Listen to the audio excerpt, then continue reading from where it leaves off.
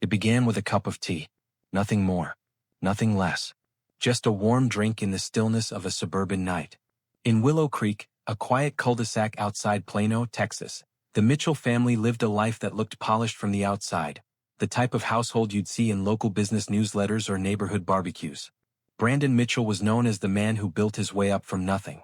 The owner of a growing fabric import company with clients from coast to coast, he was a textbook success story. He lived in a 2-story home with well-manicured hedges and a black SUV parked on the gravel driveway. Inside that home were 4 people: Brandon himself, his wife Elena, their teenage daughter Sophie, and his aging mother Lucille. Lucille had been living with them for the past 8 years. She was quiet but sharp. The kind of grandmother who remembered birthdays, clipped coupons, and always brewed her own herbal teas before bed. Every night without fail. Until that one night when she didn't. On July 18, 2022, Lucille Mitchell went to bed early. She had mentioned feeling a little bloated, maybe something she ate at lunch didn't sit well. Elena, always dutiful, brought her chamomile tea with a slice of toast around 9:45 p.m. From the hallway security camera near the stairwell, the one Brandon had installed during the pandemic, there's footage of Elena carrying a tray upstairs. The tray had a mug, a slice of toast, a napkin folded neatly beside it. She smiles briefly as she passes by the lens, then disappears into the guest room where Lucille stayed. That was the last moment anyone saw Lucille well. The next morning, she didn't come down for breakfast. Sophie went up to check. Lucille was lying on her side, curled inwards, clutching her stomach. Her eyes were open but unfocused. She kept repeating that her insides were burning. Elena called Brandon at the office, her voice calm, almost detached. "I think something's wrong with your mom," she said. By the time paramedics arrived, Lucille was vomiting violently. Her blood pressure had dropped, and her skin had turned a sickly gray. At Presbyterian Hospital, doctors were puzzled. No known food allergies. No bacterial infection. Blood panels came back clean. Vital signs, despite everything, stayed borderline normal. Yet Lucille's condition deteriorated. She stopped recognizing faces. Her hair, once silver and soft, began falling out in clumps. Nurses assumed it was stress or an autoimmune flare-up. No one thought to test for poison. Not yet. 14 days later, Lucille passed away in her sleep. The death certificate listed multi-organ failure, possible pneumonia, age-related complications. The doctors shook their heads with quiet regret. "Sometimes the body just gives up," one of them said. Brandon arranged a simple cremation. Elena wore black and stood beside him, her hand placed lightly on his shoulder as the flames rose. She didn't cry, just watched. Neighbors brought casseroles. Someone sent lilies. Life as it does went on. Except for Brandon, something didn't feel right.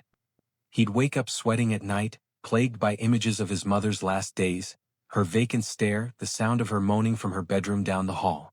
He wondered if he'd missed something, if they'd been too late, if her body had been trying to say something that no one could translate. Still, he returned to work. He kept the business running, drove Sophie to tennis practice, tried to cook dinner when Elena didn't feel like it. He was holding it together. Until August 2nd. It began with cramps. The sharp kind, like a vice tightening just below his ribs. He thought it was bad shrimp from lunch. Then came the vomiting. He spent the night in the downstairs bathroom, curled up on the tile floor. By morning, his hands were shaking so badly he couldn't grip a toothbrush. Elena insisted he didn't need to see a doctor. "You probably just picked up a stomach bug," she said, sliding a glass of Pedialyte toward him. But Brandon was getting worse. By the end of the week, his knees buckled while getting out of the car. His beard stopped growing. His gums bled. His body ached with no visible reason. And when he looked in the mirror, he noticed something horrifying: strands of hair on his pillow. The same sign Lucille had shown weeks before. On August 10th, Brandon checked himself into the same hospital where his mother had died. The attending physician reviewed his chart. Middle-aged male. Sudden gastrointestinal failure. Skin lesions. Unexplained hair loss. "We've seen this before," the nurse whispered. "With the old lady." But again, test after test revealed nothing. Blood work was normal. Organs functioning. Vitals stable. Except Brandon wasn't. He was fading. During his stay, though, something strange happened. He began to improve. Day by day, he started eating again, holding down fluids. His hair loss slowed. His pain subsided. He joked with nurses. The doctors were cautiously optimistic. Elena visited once, maybe twice, but stayed only briefly. She always seemed distracted. Brandon was discharged on August 16th. He came home that night to find the house spotless, candles lit in the hallway, his favorite soup simmering on the stove. Elena said she wanted to take care of him, personally. She seemed different, sweeter, more attentive. The next morning, Brandon couldn't get out of bed. By the afternoon, he was back in the ER. His symptoms had returned, twice as violent, twice as fast. That's when a young resident named Dr. Leslie Brooks began asking questions that no one had dared voice aloud. She went back through both Brandon and Lucille's records, laying them side by side. The symptoms aligned too closely. The improvements in the hospital. The rapid deterioration at home. She made a recommendation: run a heavy metal toxicity panel. It was a long shot, but something in her gut told her it wasn't coincidence. Blood was drawn. The results would take 5 days. By that time, Brandon Mitchell would be dead. But the report would open a door.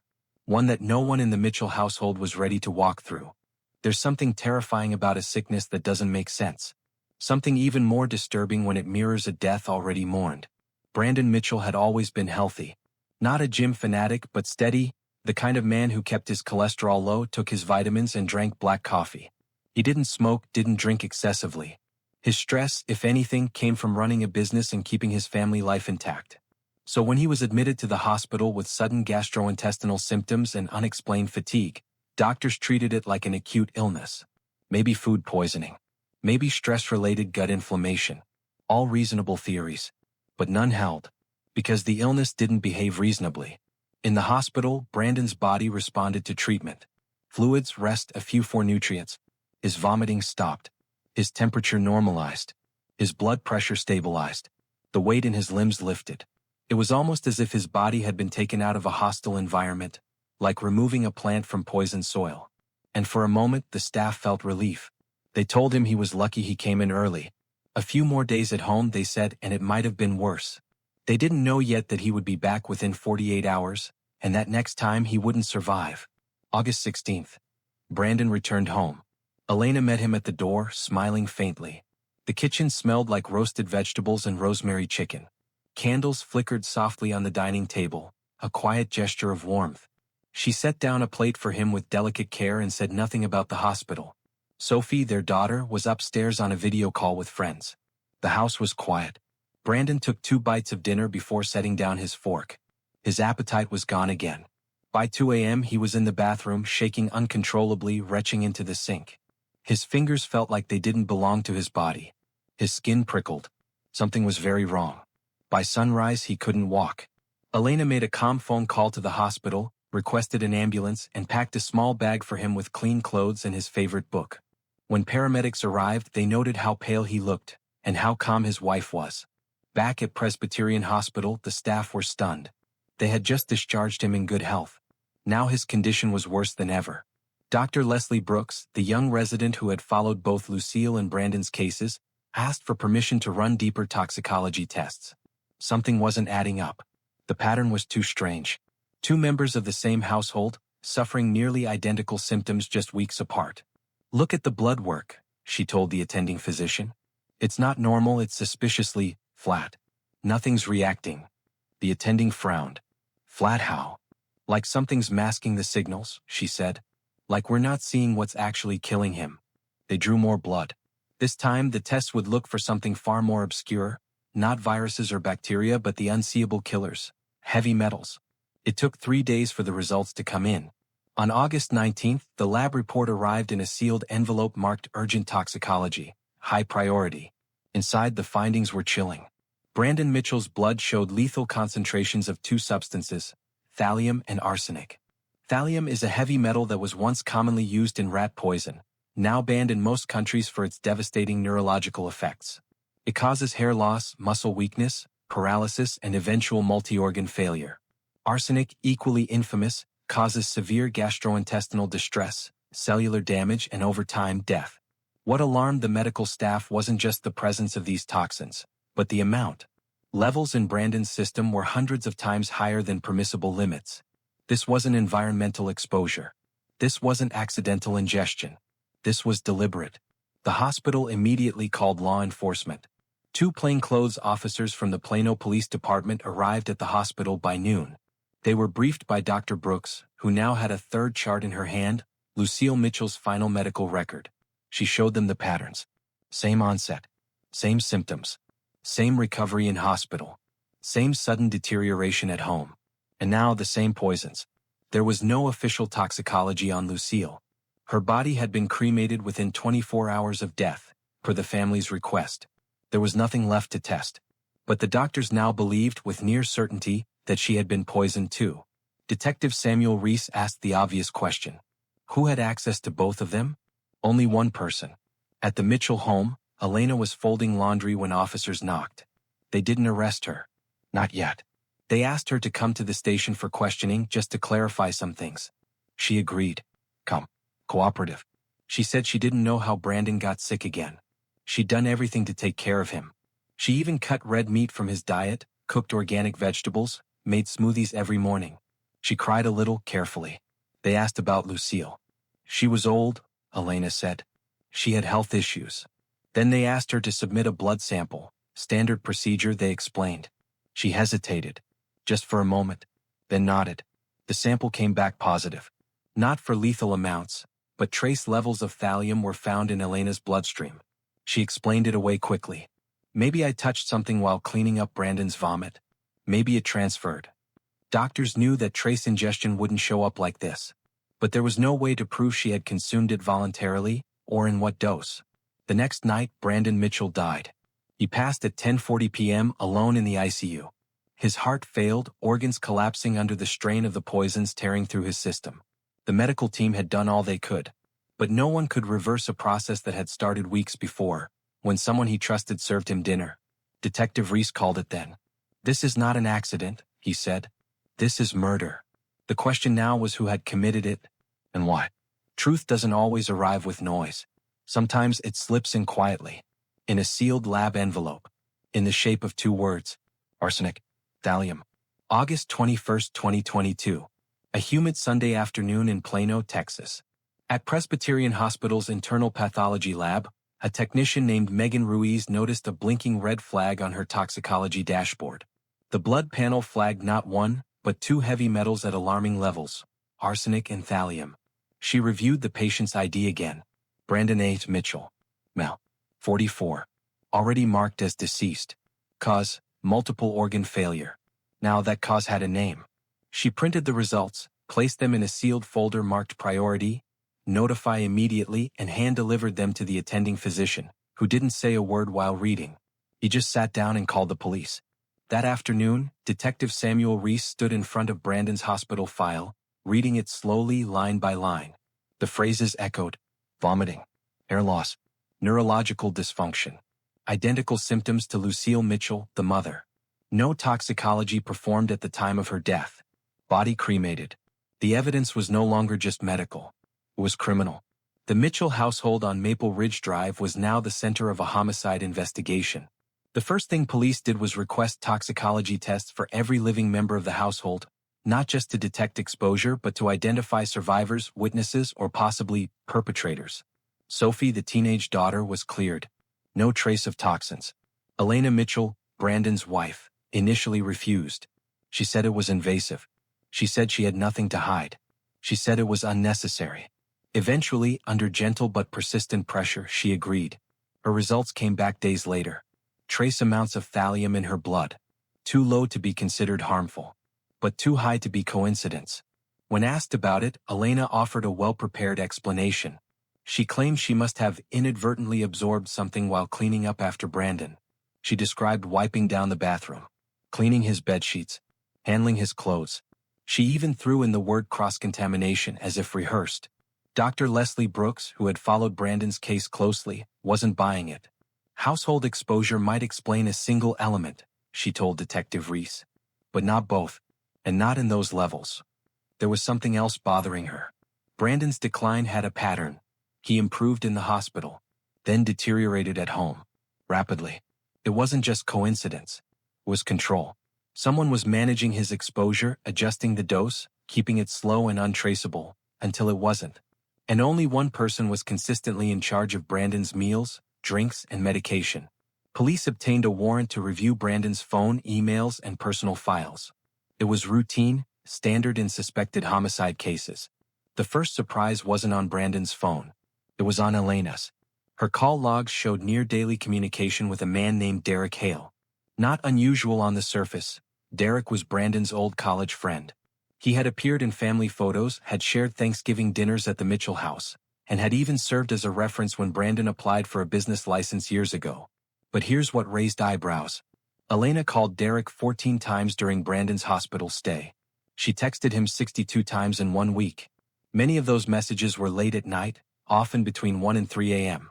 Even more curious, some of those texts had been deleted, but not completely. The phone's backup had auto-synced a week prior. The police retrieved fragments of the conversations. One thread read, "Elena, it's starting to work again. Just like with her. Derrick, be careful this time. Don't overdo it. Elena, I know what I'm doing. I measure everything." Detective Reese sat in silence reading those words. There was no direct mention of Brandon or poison or even names. But context doesn't always need full sentences. Sometimes, implication is louder. The message was clear enough. Lucille Mitchell, her. Brandon, the current target. Derrick, not just a friend. He was something else. While digital forensics combed through Elena's deleted texts, another team began digging into Derrick Hale. On paper he was clean. Never married. No criminal record. Ran a modest logistics consultancy out of a small office in downtown Dallas. But when investigators traced his company registration, they found something deeply suspicious. Derrick's company had recently ordered chemical agents from an industrial supplier based in New Jersey, under the guise of needing materials for low-temperature thermometer production. Among the agents listed in the purchase order, thallium sulfate, arsenic trioxide, both flagged as controlled substances, not legally available for consumer use, and strictly regulated even for scientific labs. How had Derrick obtained them? Simple. He had falsified corporate documentation, using a fake federal tax ID, and posed as a startup in the medical device sector. The supplier, eager for business, processed the small order with no real background check. The shipment was sent via overnight freight to a rented office box in Garland, Texas. From there, it disappeared. But the timeline was no longer a mystery. May 2022, Elena returns to Brandon's home after a 6-month separation. June, Lucille becomes sick. July, Lucille dies. August, Brandon becomes sick. Mid-August, Brandon dies. September, Derrick's chemical shipment is confirmed. October, Elena is still free. With digital records, forensic testing, and circumstantial patterns stacking higher each week, police made their move. On December 1, 2022, Elena Mitchell was brought in for formal questioning. At first, she denied everything. Said Derrick was just a friend. Said Brandon had a sensitive stomach and ignored doctor's advice. But after 9 hours of interrogation, after being shown messages, chemical invoices, and her own toxicology report, she broke. Not with tears. Not with rage. Just a cold, flat confession. Elena admitted she had administered low doses of arsenic and thallium to both her husband and mother-in-law. She confessed she used tea, soups, smoothies, anything that masked taste. She claimed Derrick helped her measure safe levels, ensuring the poison worked slowly, mimicking illness. She admitted that Lucille died first because of her age. Brandon took longer. What? Because I couldn't take it anymore, she said. He was never going to let me go. Not without taking everything. She never mentioned love. She never said sorry. They say poison is the weapon of the patient. But what if it's not patience? What if it's calculation? December 2, 2022. The interrogation room in the Plano Police Department was built for silence. Pale blue walls. 1 table. 2 chairs. A mirrored pane that didn't reflect. Elena Mitchell sat with her hands folded gently in her lap. No handcuffs. No tears. Just a glass of room-temperature water untouched on the table. She looked like a PDA mother waiting for a meeting to begin. Not a woman suspected of orchestrating 2 murders. Detective Samuel Reese had seen a lot over his 22 years. Addicts, arsonists, abusers. But few people rattled him like Elena. It wasn't her detachment. It was her control. We reviewed your phone records, he said softly. Elena didn't flinch. We know you spoke to Derrick Hale more than any other person in the last 6 months. She blinked slowly, then replied, He's a friend of my husband. Reese leaned back. That's what makes it interesting. He placed 2 photos in front of her. One was a screenshot of a shipping invoice, a package from a New Jersey chemical supplier. The other was a still image from a surveillance camera. Derrick Hale, entering a rental office building in Garland, Texas. Then he placed a third document on the table. Elena's own toxicology report. Traced thallium in her bloodstream. You were careful, he said. Smarter than most.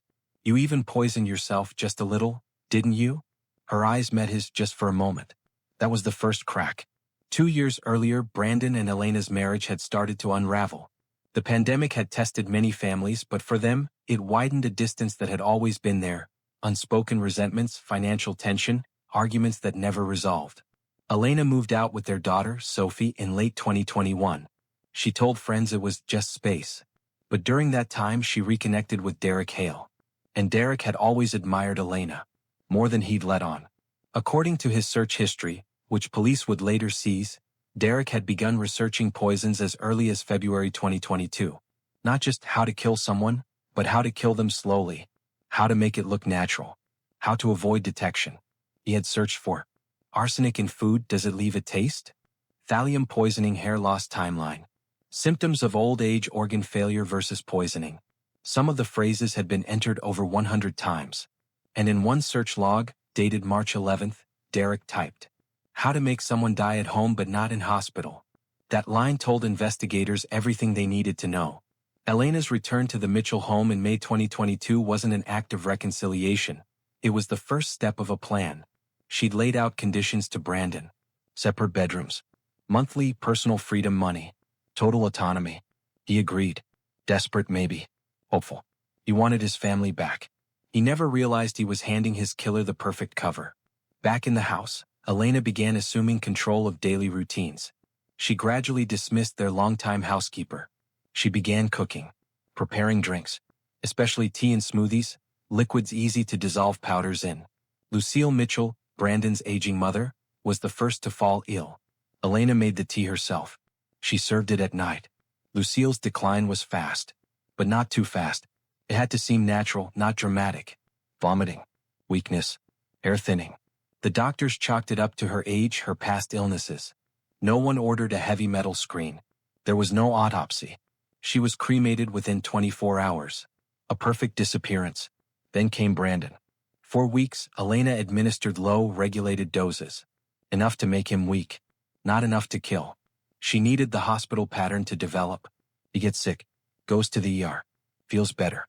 Comes home. Gets sick again. She was simulating a mysterious chronic illness, just long enough to be fatal. She was smart.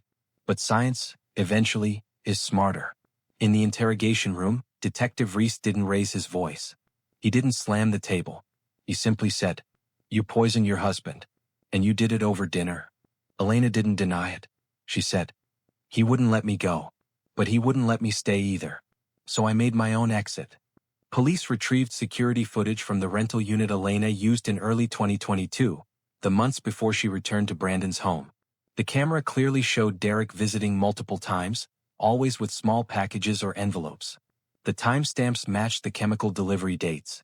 They tracked down receipts for lab equipment, gloves, digital scales. They also pulled text messages between Elena and Derrick. "It has to be slow, remember? The hospital can't save him. What if they do blood tests? They won't. Not for that. It mimics something else." In one unsent draft found in her phone's notes app, Elena had written, "The worst part is I don't even feel bad. I only feel tired." Legally, prosecutors had a strong case, but not a perfect one. There were no eyewitnesses. No camera caught Elena adding poison to food. They had motive, digital evidence, toxicology, and a partial confession, but no smoking gun. Elena's defense team seized on this. When the trial began in March 2023, they painted Elena as a wife under pressure, as someone who acted under the psychological manipulation of Derrick Hale. They even implied that Derrick might have poisoned Brandon remotely, slipping things into his food when Elena wasn't home. The jury didn't buy it entirely.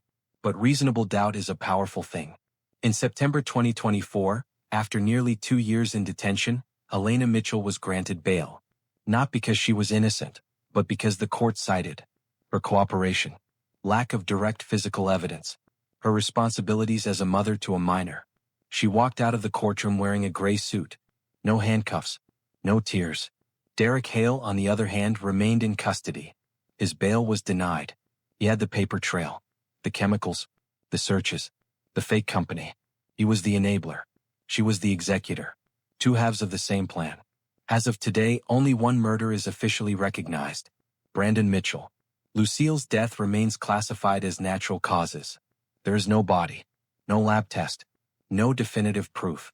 Only suspicion and a cup of tea that no one will ever taste again. Some betrayals are whispered. Some are typed. And some wear the face of a lifelong friend. Before the police ever called him a suspect, Derrick Hale had been a fixture at Sunday dinners, barbecues, even family birthdays.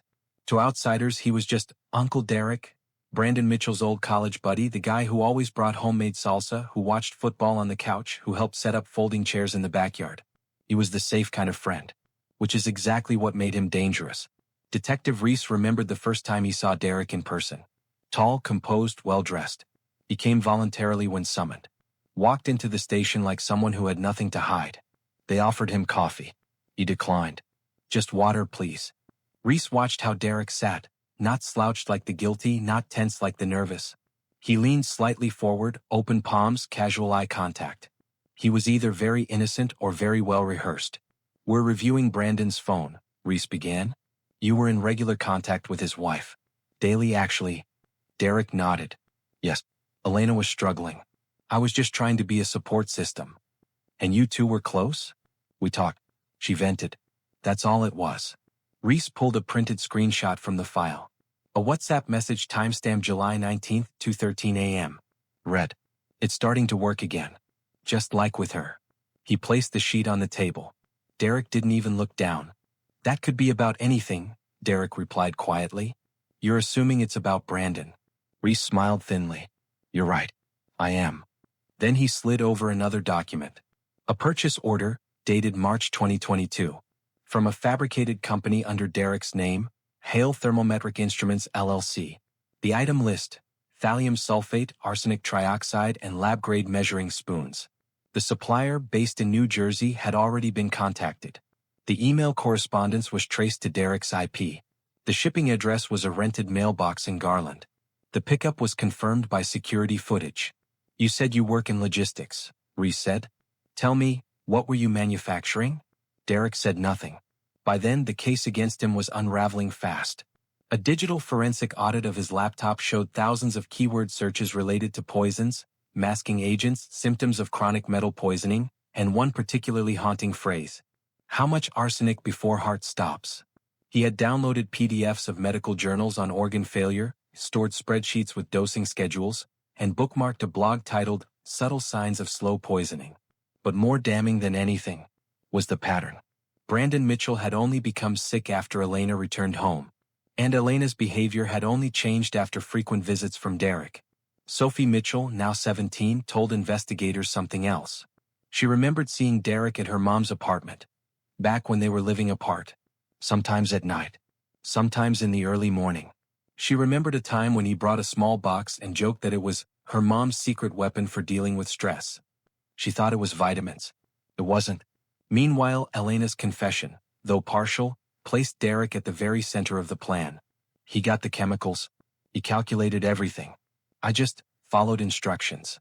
In return, Derrick gave a completely different narrative. "She was the one who came to me. She hated Brandon. She said she wanted out. She said she felt trapped." So who planned the murder? Who led and who followed? The truth was they both did. One built the path. The other walked it. Together they dragged two lives into the dirt. For prosecutors, Derrick was now no longer just a co-conspirator. He was the architect.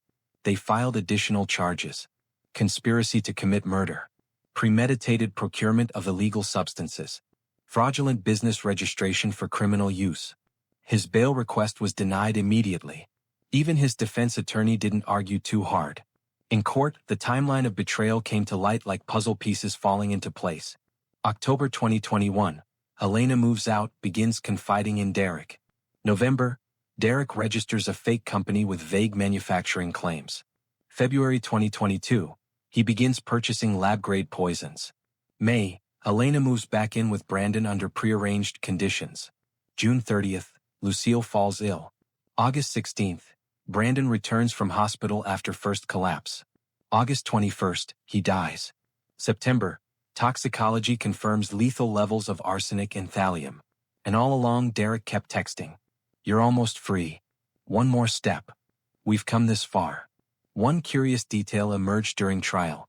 Elena, despite claiming she hated Brandon, never filed for divorce. Not once. She stayed on as a co-owner of his company, remained a beneficiary on his life insurance, and retained power of attorney over some of Lucille's medical decisions. In court, prosecutors asked her, "If you wanted to leave, why didn't you?" She answered, "Because I didn't want to start over with nothing." As for Derrick, when asked why, he offered only this: "I thought it would be different once he was gone." But it wasn't. In the end, both were guilty, but in different ways. Elena used a smile, a mug, a spoon. Derrick used knowledge, numbers, and distance. Both had bloodless hands, but only because they never had to hold a weapon. The poison did that for them. Behind every premeditated crime is a place where the silence begins. For some, it's a notebook. For others, a browser tab. For Elena Mitchell, it was apartment 3B. A modest one-bedroom rental tucked behind a row of dry-cleaning shops in East Garland, Texas. No one paid attention to the woman who moved in quietly in March 2022 with her teenage daughter. She didn't host parties, didn't invite neighbors over, and always paid rent early. To the outside world, she was a single mother trying to rebuild. To the inside world, she was building something else entirely. The lease agreement was under Elena's maiden name. No digital footprint connected it to Brandon Mitchell. She had told the property manager it was just temporary space during a separation. Her daughter, Sophie, had transferred schools and started a new routine. Derrick Hale visited the apartment regularly, but never stayed overnight. Not officially. The front blinds were always drawn. But the camera at the parking garage entrance caught every arrival. Police later compiled over 17 separate entries of Derrick entering or leaving the building between March and May 2022. On 5 occasions he brought sealed packages. On 3 others he left carrying nothing. One package, delivered on March 26, came directly from a New Jersey-based chemical supplier. The label read, "Medical glass components. Handle with care." Inside, 15 grams of thallium sulfate and 10 grams of arsenic trioxide, both shipped in double-sealed vials. The supplier didn't ask questions. Derrick's fabricated company name and email signature had been convincing enough. What they were really delivering was murder. It was inside that rented apartment that Derrick and Elena ran their tests. Not on people. On formulas. The quantities. The dissolution rates. The best liquids to hide bitter aftertaste. Elena kept detailed notes on a lined legal pad. Smoothie masks texture better than tea. Oat milk clumps. Almond milk better. Too much equals vomiting equals suspicion. Use sugar plus cinnamon to dull bitterness. She wasn't just improvising. She was engineering. And she was practicing. Neighbors rarely saw them. But one neighbor, Mrs. Luann Dalton, remembered something odd. She told detectives. "Sometimes I'd smell strange things in the hallway, like metal or bleach. But I thought it was cleaning fluid or hair dye." Another resident recalled hearing heated whispering late at night through the thin drywall. He assumed it was a couple fighting. He never imagined they were discussing dosage schedules. In late April, the trial run ended.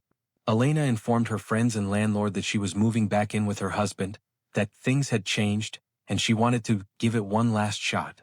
She smiled when she said it. Polite. Boys. What no one knew was that just 48 hours earlier, Derrick had delivered the final vial to her. Arsenic, diluted, measured, and disguised in a tiny amber dropper bottle labeled herbal tincture. It was odorless, tasteless, invisible, and now it was portable.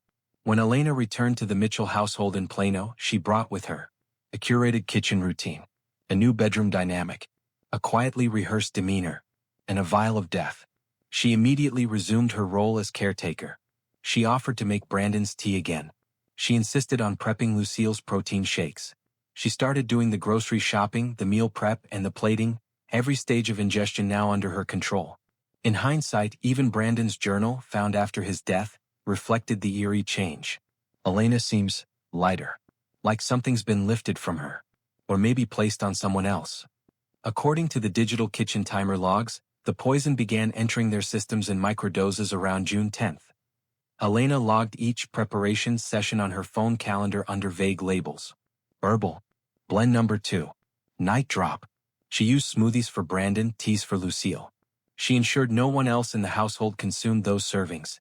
even creating separate meals for Sophie, claiming dietary reasons. At first, Lucille complained of fatigue, then stomach pain. Elena responded with care, hot water bottles, soup, and more tea. She looked like a devoted daughter-in-law. She was actually fine-tuning a dosage curve. When Lucille died on July 2nd, it happened in her sleep. Elena cried softly at the cremation. Not too much, just enough. Brandon, devastated, leaned on her. She served him tea that night. By late July, Brandon began deteriorating. Rapid hair loss, burning muscle cramps, cold sweats. He assumed it was grief. Elena agreed. She even added vitamins to his morning shake. They were poisoned too. Back in the present, police re-entered apartment 3B with a forensics team. The space was dusty, undisturbed. But in the kitchen cabinet, behind a bag of dry lentils, they found a labeled plastic lab tray, along with latex gloves, empty dropper bottles, and a tattered folder labeled ratios. Inside were handwritten pages with Brandon's initials. Notes about meal times. A red X on the date August 21st, the day he died. On the final page was one line. Never returned to 3B. She didn't. In court, the apartment was presented as a crime scene, not of violence but of intent. The prosecution called it the laboratory of a domestic killer. The defense called it a retreat during a hard time. The walls didn't speak, but the calendar did. So did the neighbors. So did the glass vials. When asked in testimony why she used poison, Elena answered plainly, because it didn't scream. It didn't make a mess. And it worked. Justice doesn't always come in a courtroom. Sometimes it leaves with a handbag and a signature. And sometimes it doesn't come at all. February 27, 2023. The courtroom was quiet as the charges were read. Elena Mitchell, charged with first-degree murder, conspiracy to commit murder, and administering a controlled substance with intent to kill. Derrick Hale, charged with conspiracy, chemical procurement under false pretense, fraudulent business operation, and as an accessory to murder. There were no outbursts, no tears, no gasps from the gallery. Because by now, everyone had heard the story. They knew about the smoothies. They knew about the vials. They knew about apartment 3B. But no one, not the jury, not the judge, not even the attorneys, knew how it would end. At trial, the prosecution built its case like a forensic map. Toxicology reports with lethal levels of arsenic and thallium. A falsified company used to purchase banned substances. Search history from Derrick's laptop with chilling queries. Handwritten dosage logs recovered from the rental apartment. Dozens of text messages between Elena and Derrick suggesting deliberate planning. The motive was clear. Elena wanted freedom without financial loss. Derrick wanted Elena. And Brandon Mitchell, the man who built a business from scratch and raised a family through loss, was collateral. But the defense had a different story. Elena's attorneys painted her as a woman manipulated, emotionally cornered by a controlling husband and a persuasive outsider. They claimed Derrick engineered the plan, used Elena's vulnerability, and built the operation behind her back. She was a pawn, the lawyer said. He was the architect. They emphasized the lack of direct evidence. No fingerprints on the poison vials. No surveillance footage of her adding substances. No eyewitnesses. No confession to the act itself. Just implication. Just planning. Just proximity. And for the law, just isn't always enough. The trial lasted 11 weeks. On May 14, 2024, the court denied Elena's first motion for bail. But her defense didn't stop. They filed again in September 2024, this time with a different tactic, citing the psychological toll on her daughter, pointing out Elena's clean prior record, community ties, and compliance, emphasizing the absence of physical evidence tying her directly to the act of poisoning. It worked. On September 18, Elena Mitchell walked out of custody on conditional bail, fitted with an ankle monitor, placed under house arrest, but free to sleep in her own bed. Outside the courthouse, she said nothing. Just walked past the cameras in a charcoal gray suit and sunglasses, her hands by her sides. Her lawyer answered for her. We maintain that Ms. Mitchell was not the mastermind, and we look forward to proving that. Derrick Hale wasn't as fortunate. While Elena returned home, he remained behind bars at Dallas County Jail, his bail denied 3 times over. The paper trail led to him. He created the company. He ordered the chemicals. He researched the methods. He visited the apartment. And while he never once touched Brandon Mitchell, the court deemed him too central to the orchestration to release. He is not a passive accomplice, the judge said. He is the delivery system. Meanwhile, public interest in the case grew. Local news outlets dubbed it the Smoothie Murders. True crime podcasts debated who was truly responsible, the woman who served the drink or the man who provided the means. Some called it cold-blooded manipulation. Others, quiet domestic warfare. But one thing was clear. 2 people had died. And only one death had a charge. Lucille Mitchell's death, despite all suspicions, was never added to the criminal record. The reason? There was no body. No toxicology. No autopsy. Just symptoms. And now, just ash. The court couldn't convict over a cremation and a theory. Even Elena's confession, admitting to administering arsenic in Lucille's tea, was non-binding under the plea protections she received during early negotiations. Her legal team argued it was coercion under duress, an emotional breakdown, not a factual statement. The judge agreed. The charge was never added. And Lucille Mitchell, mother, grandmother, silent witness, faded from the court record. Today, Elena Mitchell remains free awaiting trial. She lives in Plano, under monitoring, tending to her daughter, occasionally shopping with cash and avoiding interviews. Her lawyer continues to assert her innocence. Derrick Hale, meanwhile, has been moved to federal custody pending interstate fraud charges for falsifying industrial credentials during his chemical procurement. Brandon's company, Mitchell Textiles, has been dissolved. His 2 children live with his sister in Austin. The house on Maple Ridge Drive was sold in January 2025. No one wanted to live where the teacups once killed. And the truth? The truth is still steeped in shadows.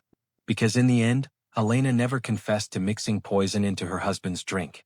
And Derrick never confessed to instructing her. They never turned on each other. No one ever said the words out loud.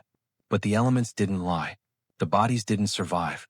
And somewhere in the quiet spaces between apartment 3B and a kitchen mug, a plan was carried out. A man died. And a woman got to walk home. This was the story of Brandon and Lucille Mitchell. Killed not with a weapon but with silence. By people who smiled while stirring. And whispered while others trusted. This was the story of Elena Mitchell and Derrick Hale. 2 people, 1 plan, no fingerprints. Just 2 poisons that vanished into the bloodstream. Tasteless. Colorless. Deadly.